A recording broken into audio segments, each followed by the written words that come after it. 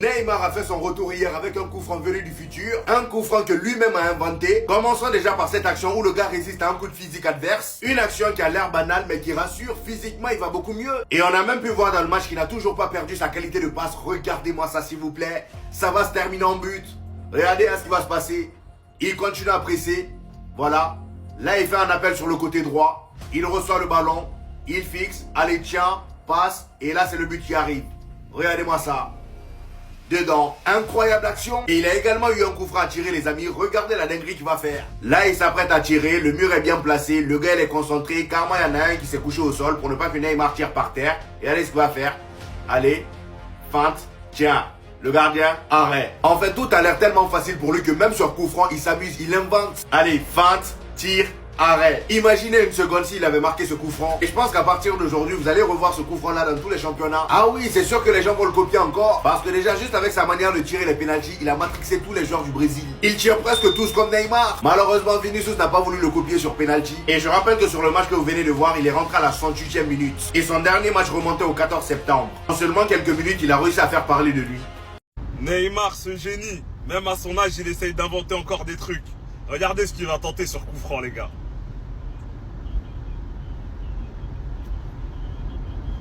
Il feinte le mur tout seul. Je sais pas si on se rend compte. D'habitude, c'est un coéquipier qui fait sauter le mur en passant devant la balle, qui feinte le mur. Neymar, il décide de feinter le mur tout seul et ensuite il tire. Les gars, c'est pour ça que ce genre de joueur-là, il restera dans le cœur des gens à vie. Vraiment à vie. Parce qu'il est capable, même à son âge, de t'inventer des gestes. C'est ça en fait le génie de Neymar. C'est comme les mecs comme Ronaldinho, etc. Bon, vous savez très bien que Ronaldinho est meilleur pour moi, bien évidemment. De toute façon, c'est pas que pour moi, c'est vrai. Mais ça reste du génie. En fait, à chaque fois, ce genre de mecs-là, ils arrivent à t'inventer quelque chose. Même si physiquement ça suit plus, ben il arrive à te mettre de la magie quand même dans un match. Mais c'est aussi pour ça qu'on leur en veut, parce qu'on sait que c'est du gâchis. Maintenant, est-ce que vous pensez que Neymar peut encore aller à la prochaine Coupe du Monde? Moi, c'est la question que je me pose. Même si je pense pas, mais ce serait beau de le voir une dernière fois quand même. Vous deux là, je vous préviens tout de suite, il est hors de question que vous fassiez le match de votre vie. Pardon, les phases de Moriba et compagnie quand ils nous affrontent de Detsa, on n'en veut pas. Même Mingueza aussi, bref, la petite liste on la connaît. Hector, je veux juste que tu te rappelles qu'il a été Kalinou avec toi. Pardon, faut pas te rappeler de la phase où t'as boudé, ou après le match où il t'avait titularisé, t'avais Detsa. Rappelle-toi qu'il t'avait câliné et que t'as eu la chance de jouer une demi-finale de Ligue des Champions, même si ça a été les prolongations. Toi, ne nous ressors pas un prime du mois d'octobre 2024, s'il te plaît. Si tu veux rentrer dans de bonnes conditions, sachant qu'on t'a prolongé, vieux père, fais un match de merde demain, laisse-nous marquer. Le Real est à 8 points. Laisse-nous.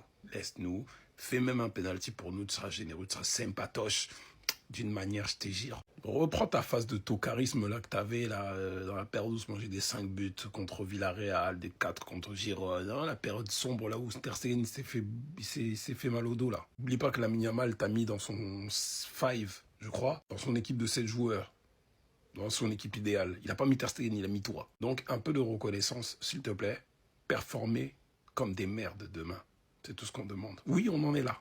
On en est là. Mais qu'est-ce qui se passe avec Dembélé? Moi, je vois Mbappé énormément défendre Vinicius. Lui qui lui a laissé son penalty comme vous pouvez le voir et qui en plus de ça ne le laisse pas se faire déstabiliser. Pour le coup, on est surtout le contraire de ce qui se passe avec Dembélé. Vous êtes probablement tombé sur ces images hier après le match où on voit Dembélé se plaindre d'une douleur aux ischios. Vous n'êtes pas sans savoir qu'il a suivi une information de Fabrice Hawkins citant que Dembélé va bel et bien prolonger. Et alors là, mais personne s'y attendait. Hormis le fait que l'équipe sort un article sur son ballon d'or, il est quand même français. Le ballon d'or, il faut l'avouer, c'est pas très remuant non plus depuis son retour sur le terrain. Même l'idée d'une montée en puissance n'est pas extrêmement palpable. J'aurais pensé que ça sera tout, jusqu'à que je vois les commentaires des supporters parisiens. Ouais, il nous a fait la saison de sa vie, grand merci à lui, mais je ne pense pas qu'il aura autant d'impact cette saison. Il faut patienter et peut-être recruter un neuf, un jeune, un devenir. Vu son rythme de blessure depuis avril, enfin bref, vous voyez le truc. C'est justement après cette forte saison où il n'a pas considéré un seul jour de repos qu'il a toutes ces répercussions aujourd'hui, qu'il subit tout ça à cause de niveau blessure. Et désormais, ça cherche à le jeter. Mais vous êtes complètement fous les gars. Même si ça n'a absolument aucun lien pour le coup, ce n'est pas du tout le même contexte. Au final, je suis vraiment content de revoir ce genre d'image dans mon club, où le collectif revient à fond, même si Vinicius a raté ce penalty. Comme je vous l'avais dit hier, le plus important était surtout de retenir que Mbappé avait l'occasion de mettre le hat-trick et qu'il lui a quand même laissé ce penalty et l'a défendu comme il le fait depuis toujours. Les gars, vous savez très bien, je suis honnête. Mais est-ce qu'on s'est pas fait carotte peut-être? Les gars, moi je dis peut-être parce que peut-être il va se réveiller, peut-être que c'est un crack, tout ça. Mais imaginez, on s'est fait carotte. Imaginez, en fait, il est nul. Ah, les gars, imaginez, il est nul. Imaginez-vous, en fait, on s'est trompé de joueur. Voilà, parce que je vois Di Maria, il est en train de parler, ouais, il a plus de potentiel.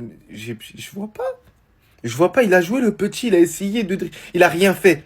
Il a rien fait, faut se le dire. Bon, tranquille, il a 18 ans, faut le laisser du temps. Mais là, je commence à être impatient. Donc oui, les gars, je vous cache pas, j'ai des doutes. Voilà, il faut pas que les autres ils entendent, mais je commence à avoir des doutes. Donc Mastantuono, va falloir nous montrer davantage. Un minimum. On ne demande pas d'être Di Maria Pram. Non, on t'a pas demandé ça. On t'a juste demandé le minimum. Parce qu'à côté, hein, il y a des Hendrick, il y a Rodrigo, il y a des joueurs beaucoup plus forts que toi là. Faut se le dire. On t'a pas ramené pour que tu sois en dessous de ces joueurs-là. On t'a ramené pour que tu ramènes une plus-value. Voilà, il y a eu énormément de hype sur toi. T'as parlé, t'as dit que tu voulais avoir le numéro 10. Voilà. Donc là, maintenant, tu te tais et tu joues, bordel. Là, ça commence à bien faire. En fait, c'est pour ce genre de geste que Neymar Junior ne pourra jamais laisser indifférent qui que ce soit. Cette nuit, pour son retour, il a inventé la feinte de coup franc. Et je trouve qu'en 2025, on a trop banalisé la folie. Parce que ça, c'est le genre de geste auquel une personne normalement constituée ne pense même pas à faire. C'est du génie. Après, est-ce que ça peut rentrer parce que, évidemment, tu réduis la puissance de frappe et donc le gardien, il a le temps de plonger. Mais pour les défenseurs, c'est imprévisible parce qu'il saute et après, il n'a plus qu'à tirer. Et je me demande si la FIFA aussi vont pas changer les règles encore. Parce que Neymar, en 2009, il tirait ses pénaltys comme ça. Il feintait le gardien. Il arrêtait complètement sa course. La FIFA a dû faire quelque chose, vraiment. Et puis même, depuis son retour à Santos, lorsque Neymar Junior décide de rappeler son génie, il le rappelle. Avec des gestes qui n'existent même pas. C'était ce Jorginho do Brasil, plus que jamais.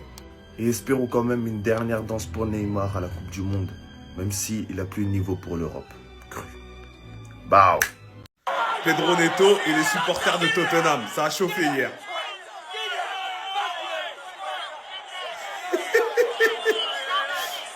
Pedro Neto hier, il a craqué. Alors que Chelsea menait 1-0 en plus. C'était la fin de match. Là, les émotions, elles ont pris le pas. Hier, les gars, Pedro Neto, il a craqué.